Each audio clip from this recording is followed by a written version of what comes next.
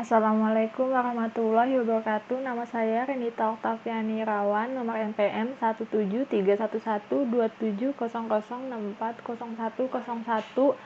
Saya dari Fakultas FTKI jurusan Sistem Informasi. Di sini saya akan menjawab soal UTS dari mata kuliah Audit Sistem Informasi.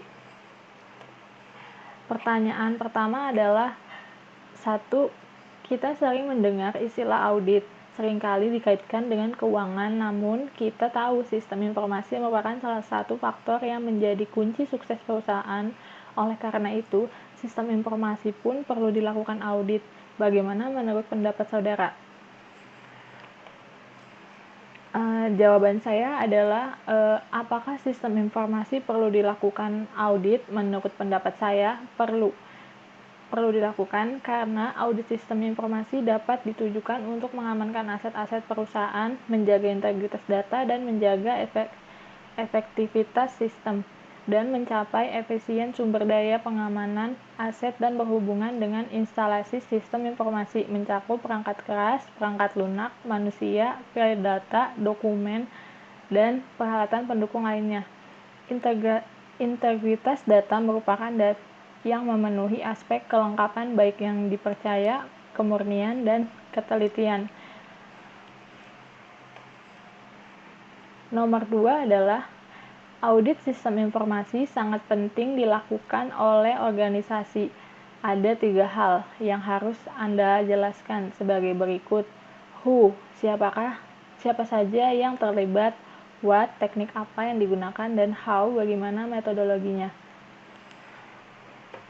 Jawaban saya adalah yang pertama, who, siapa yang terlibat. Yang terlibat adalah pihak-pihak yang di dalam audit manajemen. 1. Auditor. 2. Pihak yang diaudit biasanya diwakili oleh manajemen dan karyawan pada perusahaan tersebut. 3. Yang memerlukan tanggung jawab dari yang audit biasanya diwakili oleh dewan komisaris atau pemegang saham. Lalu, pihak yang terlibat dalam audit atas laporan keuangan. Yang pertama, direktur.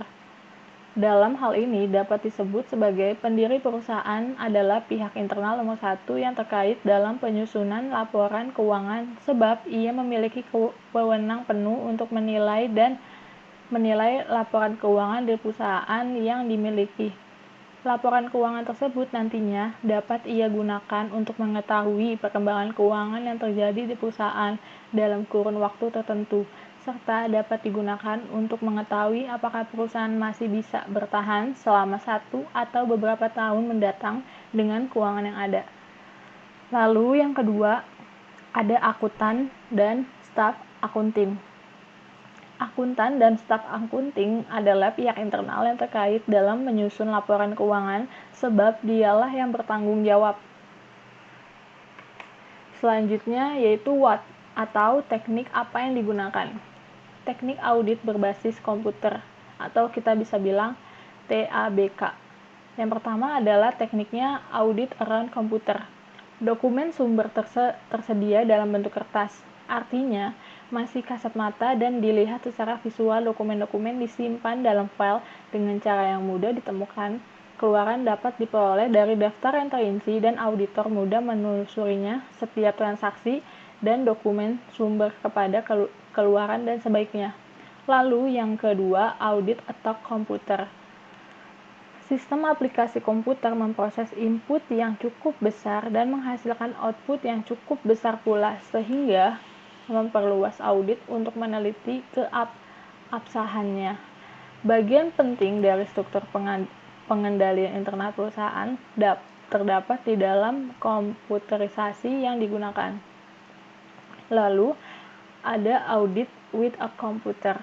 Auditor memanfaatkan komputer sebagai alat bantu audit, biasanya memanfaatkan General Audit Software (ALC) atau IDEA, ataupun perangkat lunak lainnya seperti Excel, VisualForce Pro, atau Norton Ultilis. Lalu, how? Bagaimana metodologinya?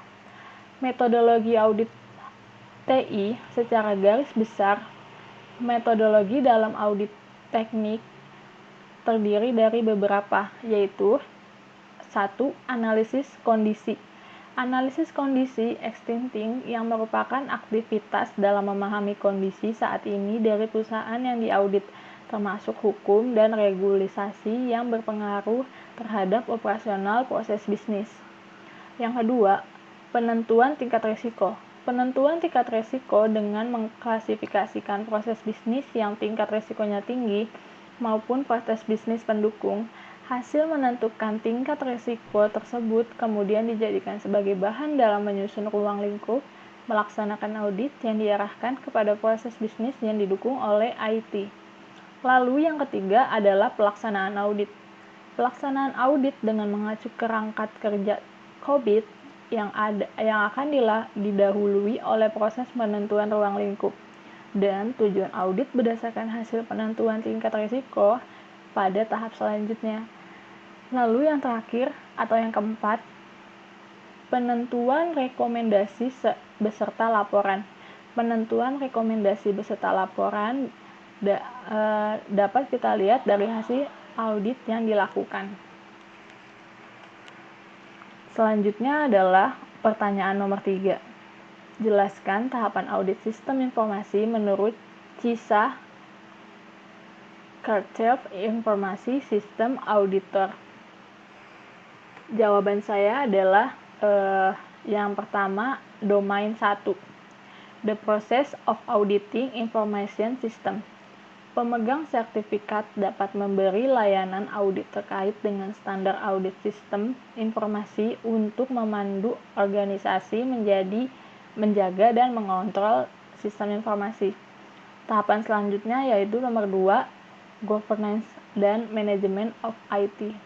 Pemegang sertifikat dapat memberi asuransi bahwa kepemimpinan struktur organisasi dan proses sudah pada tempatnya untuk menggapai objektif dan mendukung strategis organisasi. Lalu yang ketiga, information system acquisition, development, dan implementasi. Pemegang sertifikat dapat memberi ansurs terhadap praktik akuisisi, pengembangan, pengujian, dan implementasi sistem informasi yang memenuhi strategi dan objektif organisasi. Lalu yang keempat, informasi sistem operation, maintenance, dan service management.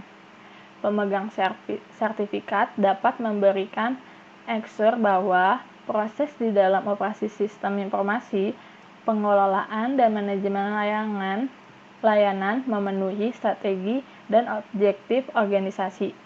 Lalu yang terakhir, tahapannya adalah yang kelima, protection of information asset, yaitu pemegang sertifikat dapat memberikan assurance bahwa polis standar dan prosedur dan kontrol memiliki organisasi memastikan confidentiality, integrity, dan availability untuk aset informasi. Pertanyaan terakhir adalah pertanyaan nomor 4. Sebagian besar penyebab yang mendorong pengembangan fungsi audit atau sistem informasi di perusahaan adalah seringnya terjadi penyalahgunaan komputer.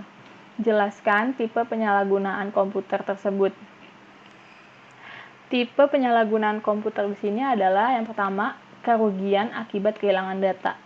Data yang diolah menjadi sebuah informasi merupakan aset penting dalam organisasi bisnis saat ini. Banyak aktivitas operasi mengandalkan beberapa informasi yang penting. Informasi sebuah organisasi bisnis akan menjadi sebuah potret atau gambaran dari kondisi organisasi tersebut di masa lalu, kini, masa mendatang. Jika informasi ini hilang, akan berakibat cukup fatal bagi organisasi dan menjalankan aktivitasnya. Lalu, tahapan kerugian yang kedua adalah kerugian akibat kesalahan memprosesan komputer. Pemrosesan komputer menjadi pusat perhatian utama dalam sebuah sistem informasi berbasis komputer. Banyak organisasi telah menggunakan komputer sebagai sarana untuk meningkatkan kualitas pekerjaan mereka. Mulai dari pekerjaan yang sederhana seperti perhitungan berbunga sampai penggunaan komputer sebagai bantuan dalam navigasi pesawat terbang atau peluru kendali. Dan banyak pula di antara organisasi tersebut sudah saling berhubungan dengan terintegrasi. Akan sangat mengkhawatirkan bila terjadi kesalahan dan pemrosesan di dalam komputer.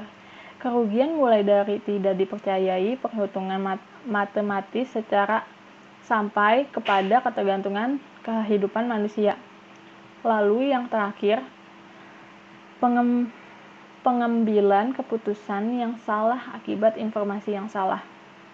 Kualitas sebuah keputusan sangat tergantung kepada kualitas informasi yang disajikan untuk pengambilan keputusan tersebut. Tingkat akurasi dan pentingnya sebuah data atau informasi tergantung kepada jenis keputusan yang diambil. Jika top manajemen akan mengambil keputusan yang bersifat strategik, mungkin akan dapat ditoleransi berkaitan dengan sifat keputusan yang berjangka panjang. Tetapi kadangkala informasi yang menyesatkan akan berdampak kepada pengambilan keputusan yang menyesatkan pula. Demikian jawaban UTS mata kuliah Audit Sistem Informasi saya. Saya Renita Oktaviani, mohon maaf apabila ada kesalahan. Selebihnya, terima kasih. Wassalamualaikum warahmatullahi wabarakatuh.